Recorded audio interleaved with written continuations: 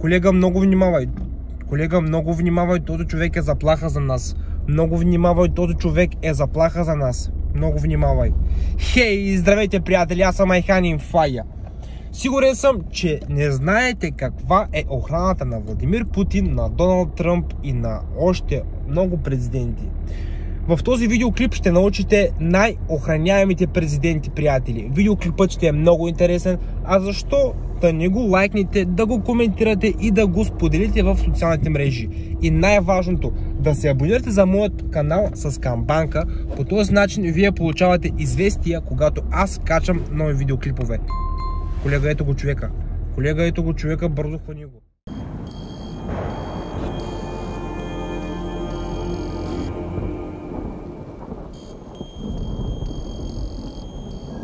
Здравейте, приятели! Както вече знаете, най-охраняемите хора на нашата планета са именно хората, които управляват държавите, а именно президентите. Те имат голяма отговорност, свързана с ръководството на държавата, което означава, че лидерите се нуждаят от добра защита. Днес в този видеоклип ще научите най-строго охраняемите президенти и на какво са способни службите им за сигурност. Ким Чен Ун. По време на своята визита в Южна Корея, лидерът на КНДР Ким Чен Ун се е движил с кортеж с бронирани мерцедеси. Около неговата лимузина са бягали 12 охрани, които напълно са обкръжавали автомобила. И това е изглеждало малко странно и забавно, няма да крием.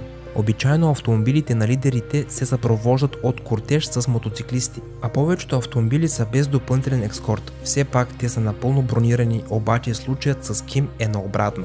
Той наистина много се притеснява за своята безопасност и именно за това предпочита и бягащи охрани, защото те не трябва да се фокусират върху моторите, а точно обратно. Цялото внимание и фокус се отделя за здравето и живота на Ким. Както виждаме, за него числото на охраните е от значение. Лидерът се охранява от 15 000 бодигарди. Разбира се, не всички ходят с него едновременно, но цифрите са просто колосални. Освен това, Ким има лична гвардия. Неговият щаб съставлява 120 000 хора.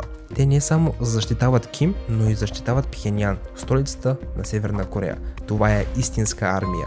За какво му е такава огромна охрана? Отговорът е, че преди години е имало много нападения към членове от семейството му. Именно за това Ким се отнася много сериозно и внимателно с безопасността си. Реджеп Таип Ердоган. Президентът на Турция също е запознат с важността на личната охрана. Неговата огромна охрана не само се разполага в огромните кортежи, които се движат с висока скорост по улиците и осветявайки ги с сигнални лампи, в числото отговарящи за безопасността на Реджеп Таип Ердоган също се числят и снайперисти, следящи за всяко движение от високо и имащи правото да стрелят във всеки момент, ако на хоризонта се появи опасност за президента. Между другото, може би си мислите, че всички президенти предпочитат бронирани, скъпи и последни модели мерцедеси. Не, лъжете се. Ердоган понякога се предвижва с президентският си автобус. Разбира се, с кортеж и воени на покрива. А как успяват да съхранят равновесие при завоите? А самият Ердоган със своята съпруга се намират вътре в бронираният автобус, откъдето приветстват своите граждани. Може би той счита този начин за превоз за по-безопасен. Шинзо Абе. Най-младият премиер-министър в историята на Япония, той се явява главното лице на държавата. Не гледайки, че тази страна съхранява статут на конституционна монархия, възрастният император изпълнява само церемониалните функции. Достатъчно е да го сравним с охраната на премиер-министъра и веднага всичко става ясно. Шинзо Абе се придвижва заедно с дълъг кортеж от бронирани автомобили, а когато той трябва да се присъедини към главен път, охраните се показват от прозорците и със специални движения уверяват шофьорите да намалят скоростта и да пропуснат премиер-министъра. Да, и никакви прикривания на пътища.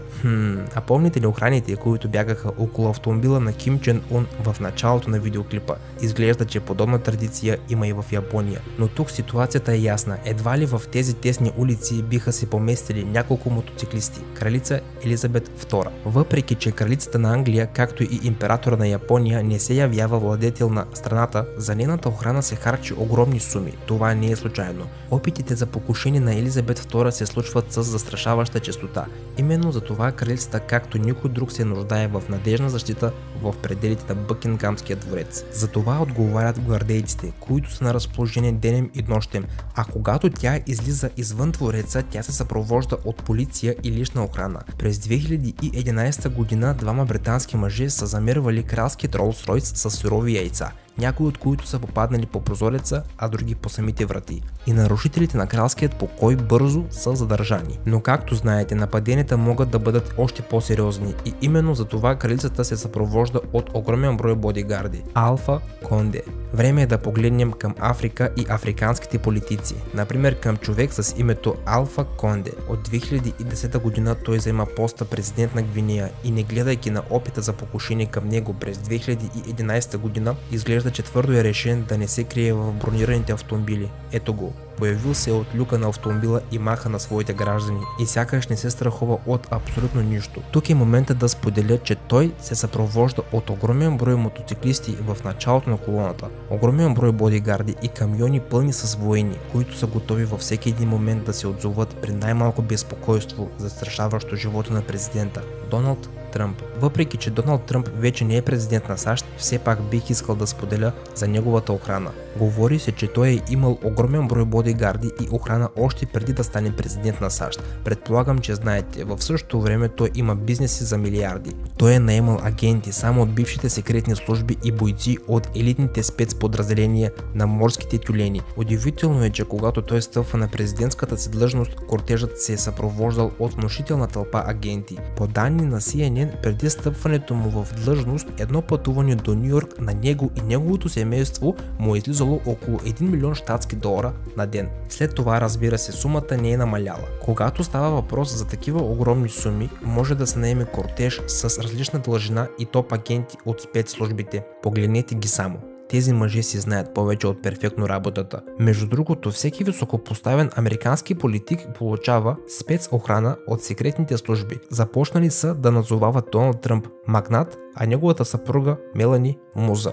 Видимо за секретност. Владимир Путин. За безопасността на руският президент се грижи Федералната служба. Мощна, могъществена и най-скритата спецслужба в съвременна Русия. Официалните данни за числеността на охраните са в тайна. По някои данни, които за съжаление не могат да се проверят, днес охраната на президента и други дейности с повишена важност се извършва от 50 000 агента. Тези хора не само че навсякъде съпровождат Путин по време на пътуванията му, но и проверяват улиците, по които президента ще мине, за да се убедят в безопасността им. Не гледайки на дългият списък от отговорности, главната задача остава защита на така нареченият обект номер 1. До ден днешен агентите са успели да предотвратят няколко опита за покушение над руският президент, но все още не са достъпни подробности за широката общественост. Си Цзинпин. За безопасността на висшето ръководство на КНР, в това число председателя Си Цзинпин, отговаря Централното бюро по безопасност на Комунистическата партия на Китай. Общата численост на сътрудниците и бойците съставлява повече от 8000 военни в 7 различни функционални групи,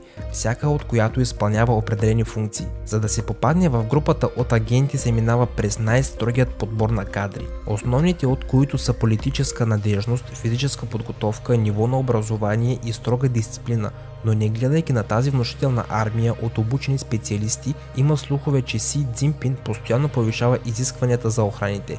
Трябва да има повече от 6 години политически и професионална подготовка в специалният отряд на охраните, а също така да владее използването на минимум 8 огнестрелни оръжия и да може без проблем да стреля с 2 оръжия едновременно. Всяка от охраните трябва да има при себе си 3 различни пистолета, 2 ножа и димка. И всичко това е за безопасността на генералният секретар. Неудивително е, че те изглеждат толкова сериозни при съпровождане на автомобила на лидера. Между другото, забелязахте ли леко претворените врати на автомобилите? Видно е, че вътре има спецагенти, които са готови във всяко време да отреагират във всякаква опасност. По неофициални данни, личната охрана на Си не е повече от 12 строго обучени агента. Аласан Уатара. Президентският пост на Кот д'Ивуар се заема от Аласан Уатара, известен в страната си политически деятел, но разбира се, ние няма да обсъждаме правилността на неговите решения в мащабите на държавата, която той управлява. По-добре погледнете охраната му. Както и всеки президент се съпровожда от полицаи с мотоциклети,